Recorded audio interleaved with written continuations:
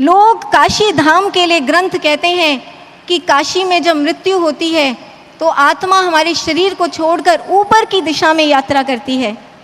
लेकिन गुरु भाइयों और बहनों, ये गुरु का धाम, हमारे महाराज जी का धाम, तो ये ऐसा काशी है जहाँ जो जीते जी हमारी आत्म चेतना को ऊंचा उठा देता है, ऊपर की यात्रा कराता है। ऐसा काशी धाम और कहाँ मिलेगा? और सिर्फ आत्म चेतना का ही नहीं, ऐसा नहीं कि हमारी सिर्फ आत्म चेतना ऊंचा उठती है, हमारे विचार, हमारी मानसिक अवस्था, हमारी मेंटल स्टेट, वो भी अपलिफ्ट होती है। रामकृष्ण परमहंस के एक और शिष्य हुए हैं स्वामी शिवानंद। 1892 में उनके फादर की डेथ हो गई और कहते हैं उस समय वो बहुत घोर डिप्रेशन और अवसाद के बड़े दर्द भरे दौर से गुजरे।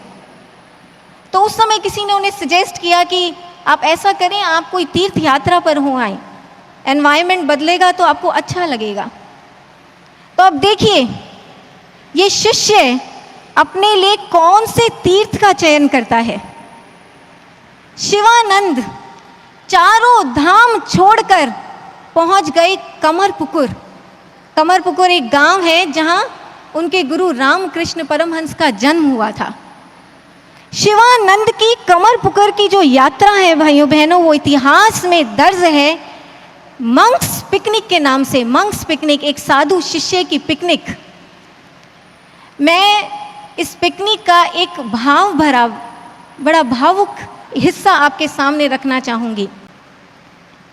शिवानंद कमरपुकुर घूमते घूमते वहाँ के बुजुर्गों से अपने गुरु के बालपन के किस्से सुनते सुनते वो पहुँच जाते हैं एक आंगन में। वो आंगन जो परमहंस के पैतृक घर के बिल्कुल साथ सटा हुआ था। उस आंगन को देखकर शिवानंद के मन में भाव आता है कि वही आंगन है, वही आंगन जिसने अनगिनत बार मेरे ठाकुर के नन्हे चरणों का स्पर्श पाया होगा।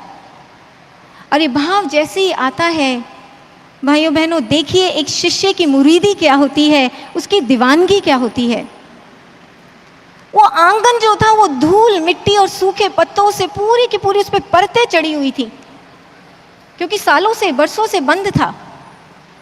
लेकिन शिवानंद में भावनाओं का ऐसा प्रवाह उठा कि वो उस आंगन में दंडवत लेट गए और लेटने के बाद दाएं से बाएं आंगन के एक कोने से दूसरे कोने तक ऐसे रोल रोल करते हुए पलटियां खाने लगी। वो उस आंगन के एक एक कतरे को अपने माथे से चूम रहे हैं और साथ साथ गा रहे हैं, ठाकुर गुरुवर हरे हरे, श्री राम कृष्ण हरे हरे। मतलब उस आंगन में वो लौट रहे हैं उस धूल मिट्टी में और अपने गुरु के नाम का संकीर्तन कर रहे हैं। शाम होते होते गुरु भाई बहनों, वो उस आंगन का एक एक धूल कण शिवानंद अपने तन पर लपेट और समेट चुके थे। लोगों ने जब उन्हें देखा कोई उन्हें पहचान नहीं पाया, क्योंकि वो मिट्टी का बुत बने खड़े थे, लेकिन अंदर से उनकी एक्सटेसी की स्टेट थी, आनंदम ब्रह्मानंदम। अंदर एक ऐसी अद्भुत खुशी थी जो नशा बनकर मन पर छाई थी। सारा डिप्रेशन धुल चुका था भाइयों बहनों, सारा डिप्रेशन धुल चुका था।